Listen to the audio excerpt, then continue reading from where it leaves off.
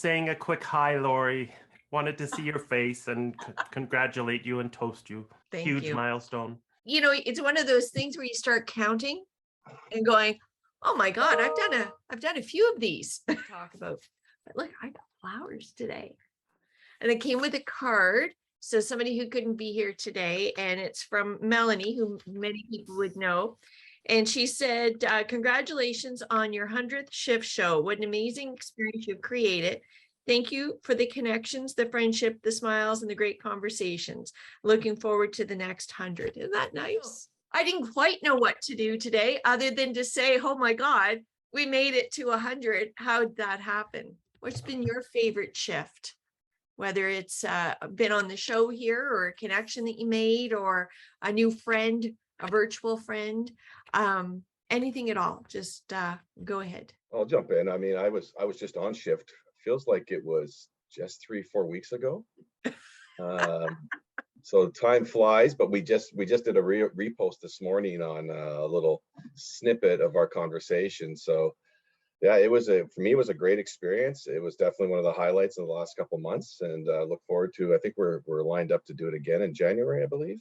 We are. I mean, it's interesting when I look at where SHifT started and the reason for it and how it has developed based on those conversations. Originally, and I'm so happy that Carrie is here because Carrie was in the very first time that we did it. And Carrie, you can go ahead and unmute, but our whole goal at that time was just to bring information to other people in a conversation way. I'm just so amazed at how you bring to us information that we wouldn't think of otherwise, right? It's having those difficult conversations and, giving us a lot of food for thought. So it's amazing. Well, and when we first started, so what we did is we did a panel. Remember that, Carrie? So we had a panel. So we wanted the banker in the room, which Carrie is a banker. We wanted the accountant. We wanted the lawyer. We wanted those professionals in the room and to be able to bring people together in a way that they could just ask a question. We wanted them to feel confident enough just to ask it from source without feeling that you had to pay for the service or had to wait on hold to get it. And from there, the conversation spun out and said, okay, well, can we do it on just this topic? And then it was just on this topic. And then it turned into so fun and just saying, I mean, Lalith and I connected and it was like, Lalith, I love the way you do mindfulness and how you approach leadership skills with a mindful nature. Can we talk about that a little bit more? And Lala said, okay, sure. And we had Leanne come in and talk about how we can keep fit and our wellness during a pandemic time of a next meltdown. I was going to say supposed to be shut down, but sometimes it felt like a meltdown. And it has developed into a real culture conversation movement. So so much fun. Lalith, tell me about your moments on SHifT when I approached you and said, hey, would you like to have a conversation? And by the way, we're going to record that.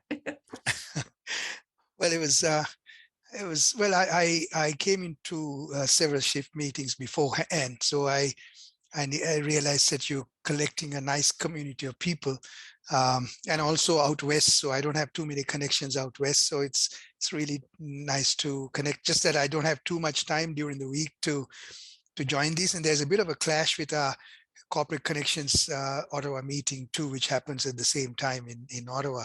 So so every other week is open. So yeah, it was a real pleasure to share my labor of love, I say, in the whole area of mindfulness and leadership with you, and we had some great conversations, and Lisa reached out to me after that, and we had a nice meeting and a discussion after that, and then several other conversations in the middle of the pandemic, which were, I guess, fraught with controversies and all that too, and in the way some of us were a bit not in agreement in kind of the way the government's handled the pandemic. So we were able to speak about those things in a safe space. So that I really appreciated that, because it was tough to bring up these conversations without being called anti this and anti that. And so that was really nice. And even after that, after that conversation, several people in the group reached out to me separately on LinkedIn, and we connected, and we had a further conversation along those lines. So for me, yeah, I think, keep up the great work. Congratulations. Look forward to being with you in the future again to have another conversation too, and see you soon. And nice to see everybody here. Yeah, it is, isn't it? Yeah, greetings from Ottawa, rainy Ottawa. Well, and going over to another Ontario person is Leanne, and and Leanne and I met through a mutual connection. So this is the way the web, I think, was designed. And the way that we've used it here is you meet one person and then they connect you to another person and they say, hey, by the way, you should talk to Leanne. I bet you Leanne would have a good perspective on wellness. And again, so that it was, this random person calls up Leanne and says, hey, you know what, would you like to connect? And by the way, would you like to have a virtual conversation about that topic? But you were a good sport, Leanne, and came on and told us about your unique proposition. Share with us a little bit. Yeah, I mean, and hopefully I'm okay. My internet is a little unstable. We're getting some weather here, but I first of all, anytime someone says, do you want to talk about what you're doing? The answer will always be yes. Because especially, from my perspective, the fitness industry is deeply, deeply flawed. There's a lot of things that need to shift, need to change. And so I really appreciate you opening up the conversations that you have, and especially the different people that you bring into these conversations, because for me, there's many people that I might not necessarily have been connected to because we're in different industries, or, we're working in different capacities, yet there's still opportunity to collaborate and learn more about what each other is doing. When I first had that conversation with you, it's so interesting because what I was doing at the time was really shifting people's view of what health means to them, that it's an individualized approach, that it doesn't just fit into these 3 silos of exercise and eating a certain way and seeing a therapist. There's so much more to actually being healthy than just kind of those things that we've always grown up hearing about. And now what we are doing is really breaking barriers in the fitness industry by hiring fitness instructors and wellness experts with disabilities, and not just representing them in this space, but having them lead in this space that they have been ignored in forever and ever, and really truly creating a very inclusive place for people to come and access health in a way that feels good for them. So I'm always happy to share, and I appreciate just being here and celebrating your 100 episodes. It's a huge accomplishment, and I was saying this to you, I know, in message, but it deserves to be celebrated. So I hope you did something really special for yourself to celebrate this. I'm going to book club tonight, so look out, Carrie. But to your point, Leanne, that when you talk about branching off and having conversations, that really was the starting point for us to be able to open the conversation, make it real. And now we're having this entire movement of talking about what's your body shape, and that is not important to the person that you are. Let's break down that barrier of discrimination. Let's be more inclusive in looking at that. And so that was the start. And now look where we're moving with those conversations and creating a space where people can come in and say, yeah, you know what, you've no right to tell me what I can put in my grocery cart. I am who I am. I'm a grown ass adult. I can say that because it's my show. And what I do is what I do. So, it's okay. It's okay, because it's almost like the last frontier. So you've really opened that conversation, Leanne. Well done, you. And as we continue forward with those shows and bringing in medical experts and the like, I'm so looking forward to it. And Lisa and I were talking last evening that we never even would have met. She was saying to me, I can't quite remember why I even came onto your show in the first place. Because this random person gives you a call and says, hey, or it connects on LinkedIn and say, by the by. But it's been great, and meeting Lisa has opened up that whole culture movement. And and Natasha has, I always call her my guru, she's my culture guru. Chris, the two Chris's in the room, if you haven't connected with our culture gurus, well, I think both of you have connected with Lisa, but also connecting with Natasha can do you no harm at all. But Lisa, what was it that brought you into the show in the first place?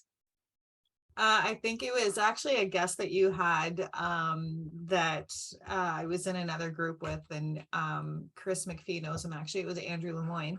And we were chatting. He's like, oh, I'm doing this SHifT show and I'm talking about this. And I'm like, oh, that sounds interesting. And I think I was saying to Lori last night, I'm like, I haven't talked to Andrew in probably a year and a half. And Lori and I talk almost every day. So, right. And I just want to say congratulations, Lori, for 100 episodes, but also for the perseverance to keep going. And the longer it goes on, the more that we're talking about hard things that need to be talked about. So creating that space, as Lala said, creating that community of people. I've met so many great people, connecting with Lala, the two Chris's, always look forward to more culture conversations with them. Murray, I think I met him through the SHifT show. Leanne, her and I had a great conversation a few months back about different things. And of course, Natasha and I don't know why we've never connected outside of the SHifT show, because honestly, we speak the same language.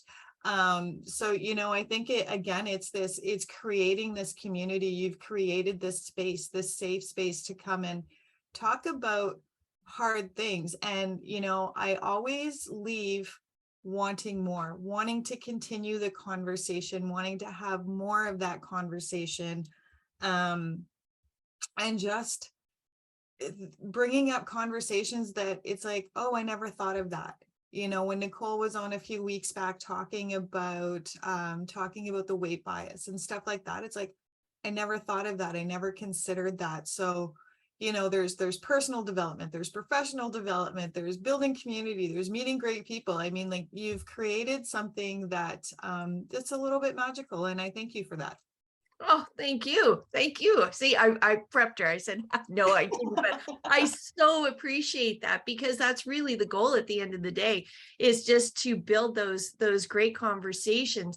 And part of those great conversations has led Lisa and I to create the Strong Academy Culture SHifT.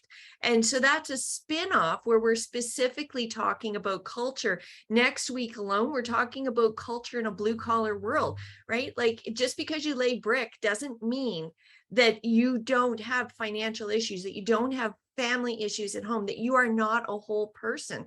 So it's really wonderful to do that, and to continue to connect. And Murray was always my go-to guy on policy. Geez, Murray, I picked on you so much in the early days. It would be like, what do you think of this policy? And what do you think of that policy? And he was always so good about coming in and talking about what the latest is, because, and I think it's as true today, Murray, correct me if I'm wrong, as it has ever been, but even more so is, and excuse me for saying it, but sometimes an employer doesn't know whether to shit or get off the pot, because it just changes so rapidly. Are you still seeing that? And how are things developing on the policy side? Well, thanks for having me, and thanks for asking. So yeah, it's a never-ending struggle to keep up with the regulatory changes in the provinces where you might operate, right? And just recently here in Alberta, for example, there's been a massive overhaul of the Occupational Health and Safety Act and Code, and very specific requirements for employers regarding anti-harassment, anti-violence programs. And so if you've got more than 20 employees, actually, if you have more than 5 employees, you've got to have a full-on program to prevent harassment and violence in your workplaces. And so most employers have no clue that this requirement exists, and even fewer have done anything about it. So that's just one example, right? So that's why I've been really happy to join the SHifT in the past and going forward in the future. For me, I really appreciate meeting other people with different experiences and different passions. Like, you get to listen to people talk about their life's work, right? Who really know what they're talking about. And so honestly, Laura, you've become like, my go-to. You're like your Rolodex. Remember Rolodex?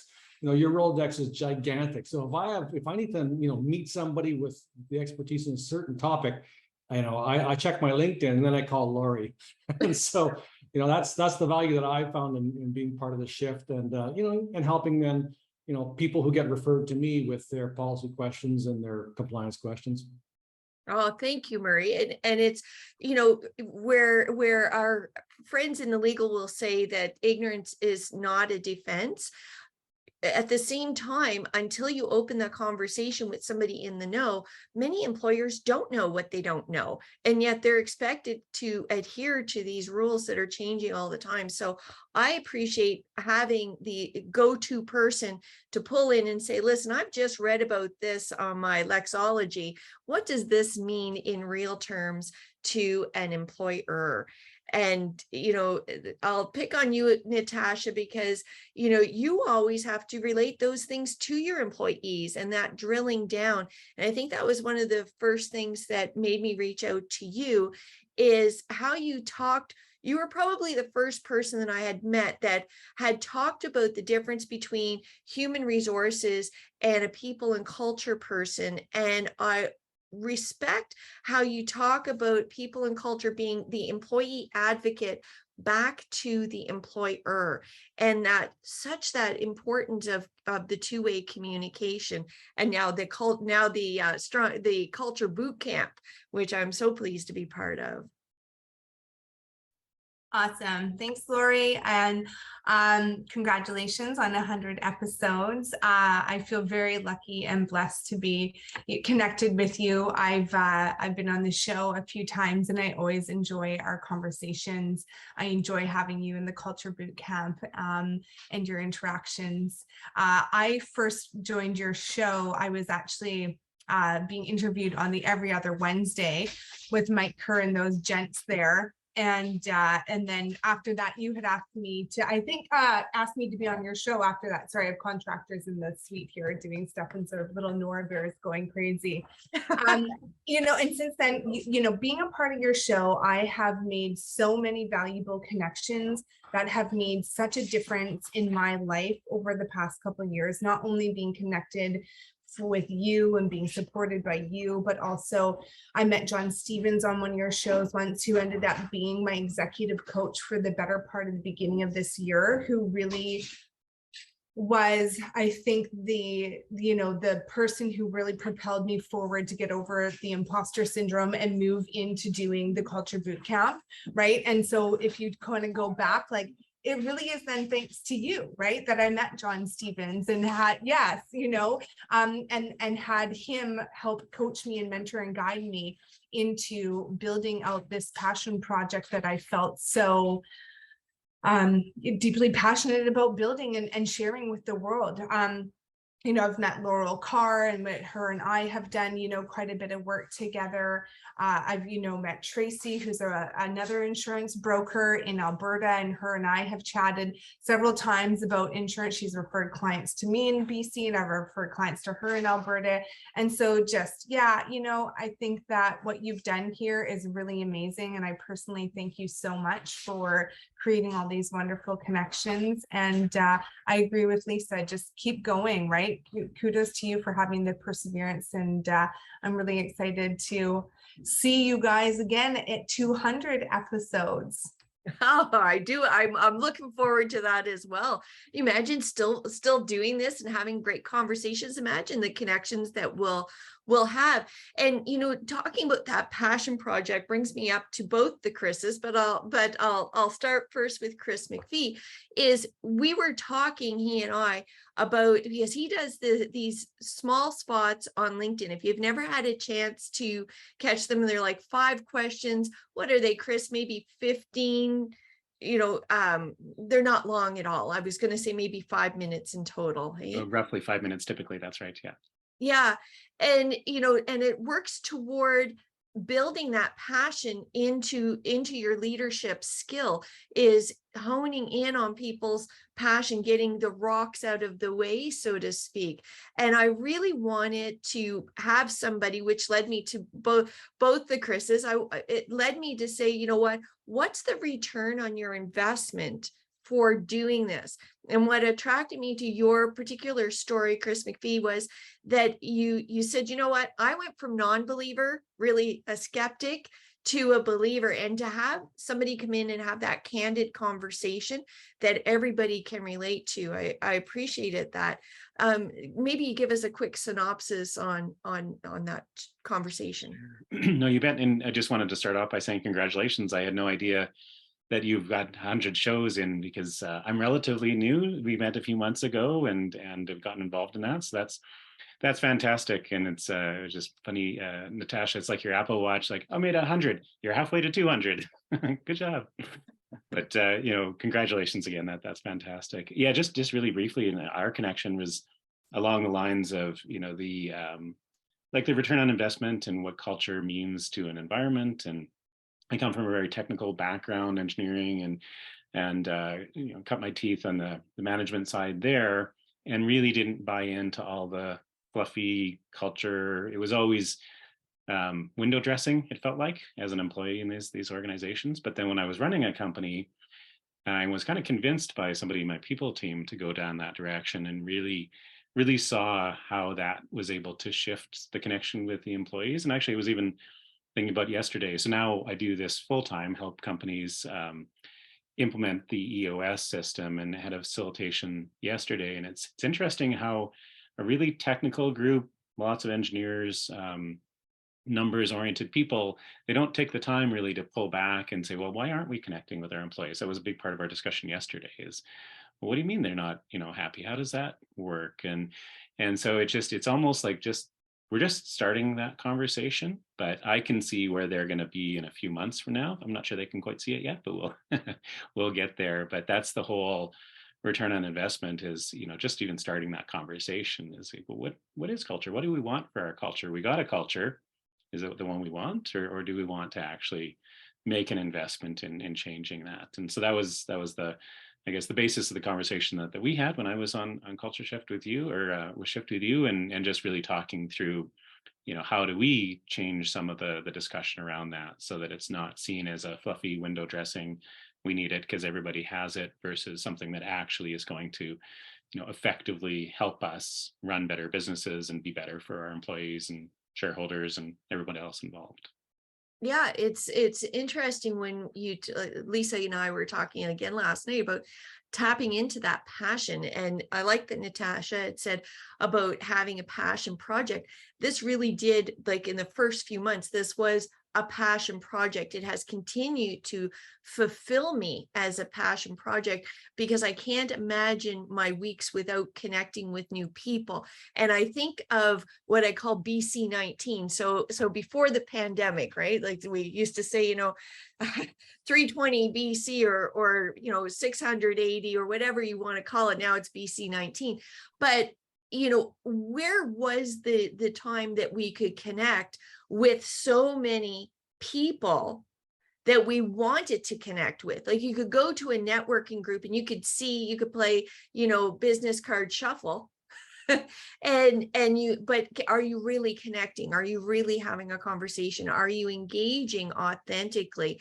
And so this has become quite a passion for me to continue. I'm so pleased to have Tammy in the room as well, because she's coming up in next month, and she's well, you explain what you do as a little teaser for coming up next month. Okay, awesome. Oh my God, loving this conversation, first of all, because my work, so I'm a speaker, manager, and coach. So I basically manage speakers, talent, professionals, and put them in front of events, but I also coach people to be more comfortable on stage and keynotes. So everything that you're talking about right now gets me so fired up, because one of my speakers, we are in that culture space. And it's like, to me, I'll tell you an example of something. So we work a lot in healthcare, and I remember reading an article, and I was like, the article was basically like, we are now taking a people first approach. And I'm like, now you're doing that?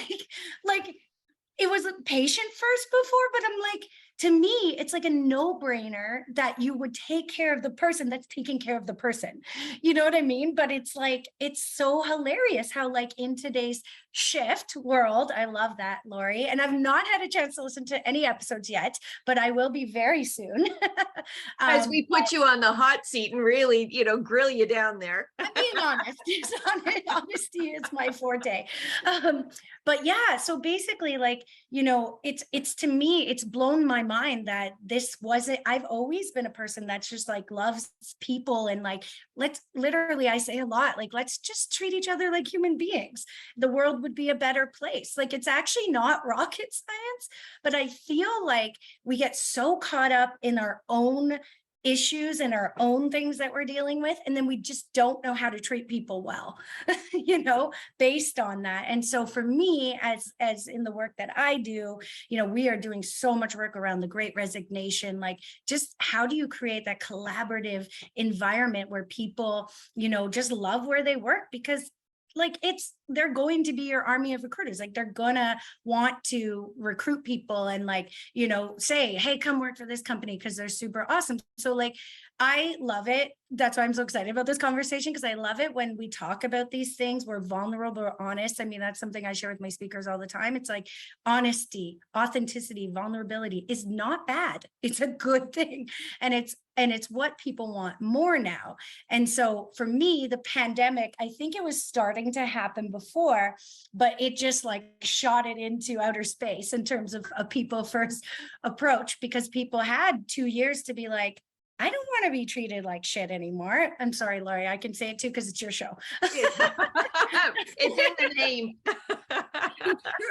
Yeah, but it's true. Like, they're like, I don't want to commute 5 hours to work in traffic. Like, they've just reevaluated their lives. And so it's exciting to hear that you guys are having conversations in this space, because I'm predicting that the organizations that really dive into that will be the ones that soar. Like, it's just, and the ones who don't will be left behind. So that's just a little bit, but Lori, I wanted to come in and support you. So thank you for inviting me. I can't wait to be on the show. It's going to be really exciting.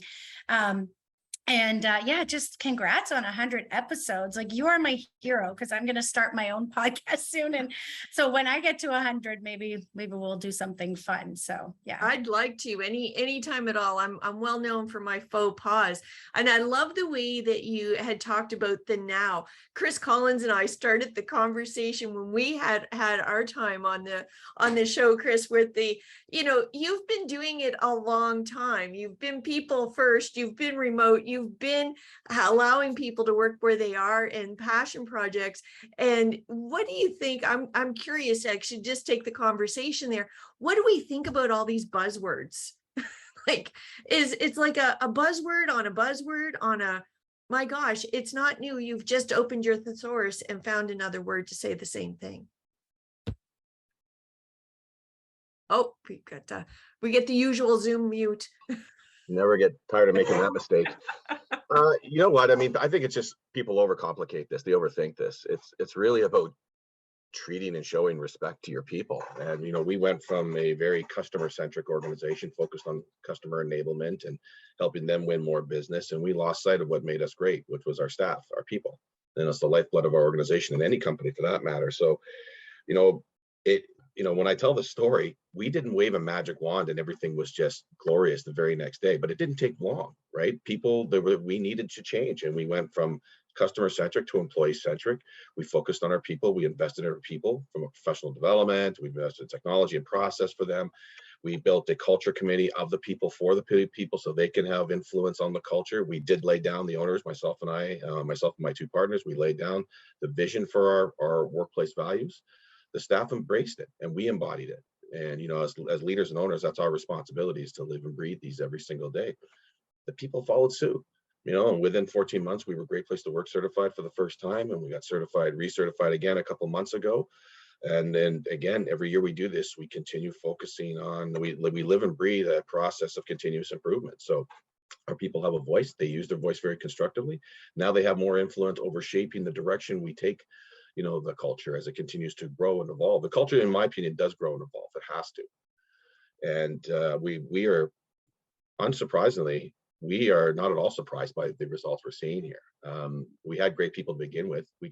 We're too focused on our customers and not enough on them. So it was simple, small, simple changes for the most part. I think some people I tell the story to think it's a bit, they over dramatize it, but it really was simple, not complicated at all. So, you know, people want to be treated with respect. They want to be valued. They want to know they're making a measurable contribution. And now employee morale has improved, employee retention's improved, employee contribution has improved. We see more proactivity. We see more people leading, right? Because we believe in a decentralized, you know, decision-making process. We don't want the people at the top making the decisions. We empower people. So our focus has changed dramatically, and I really enjoyed being able to tell the story.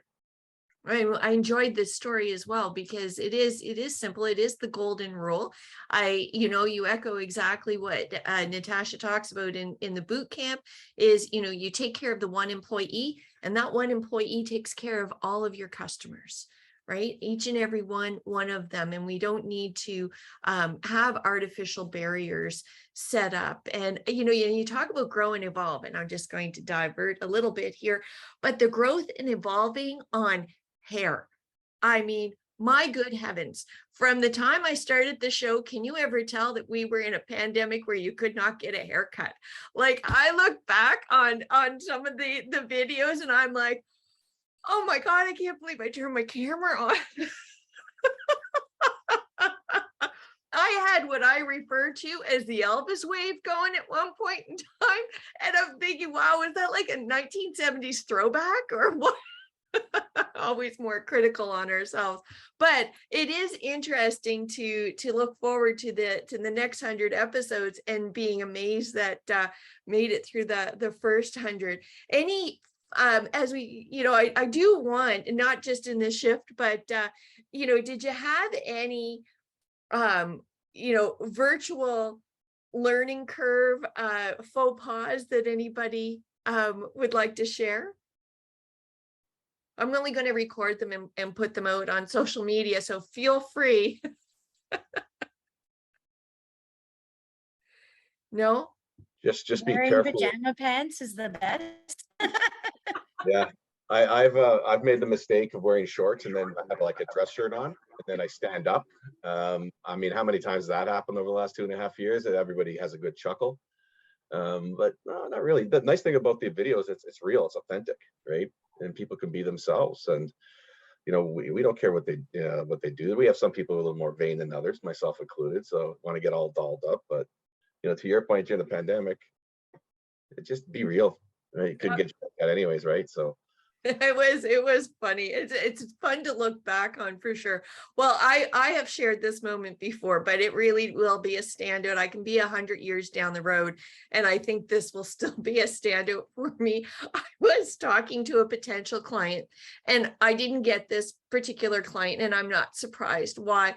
We were doing a Zoom on, this person had their phone, and they didn't realize the video was on, and they were in bed.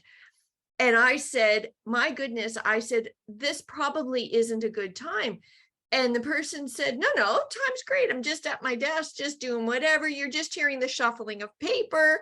And I'm like, should I say something or not? So I try to wing it and I continue on with the conversation. And really, I only get a couple minutes in because scratching started.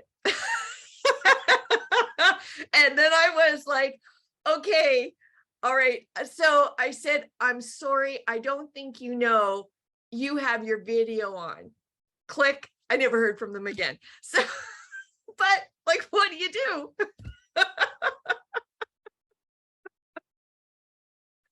Oh my goodness. Hey, Caitlin, you're new to this show. What do you think as a spectator coming in?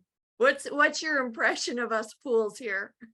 Oh, I love how authentic it is. You know, in marketing, there's been a big shift towards being real on social media, not showing always your best self. Because for so long on social media, it's like, oh, this is me at my best self. This is me with Photoshop. This is my accomplishment. I love how this podcast is so real. It's like, I did this poorly and I learned this lesson and now I'm able to do something better. And like, I just love that fresh perspective. Oh, thank you for that. And I appreciate you coming in, and I appreciated all the well wishes for people. It doesn't work every week. I never would expect anybody to come in every week or week after week, because diversity and new people in the room all the time is what makes the conversation really, to your point, Caitlin, very authentic and very real. So I thank all of you for sharing my moment with me today. It isn't anything without all of you. So I really appreciate it. And thanks so much for being here with me today. And I'm looking forward to all of our future conversations and dynamic growth in our leadership and personal development, and where we're taking culture and conversation in the future. Thanks a bunch. Congrats again, Lori. Take care. Yes, Thank you. Have yourself a great Lori, day. nice to see everybody. All the best. Bye-bye. Thank you. Bye. Thanks as always, Lori. Have a great day. You too. You too. See you tomorrow. See you tomorrow.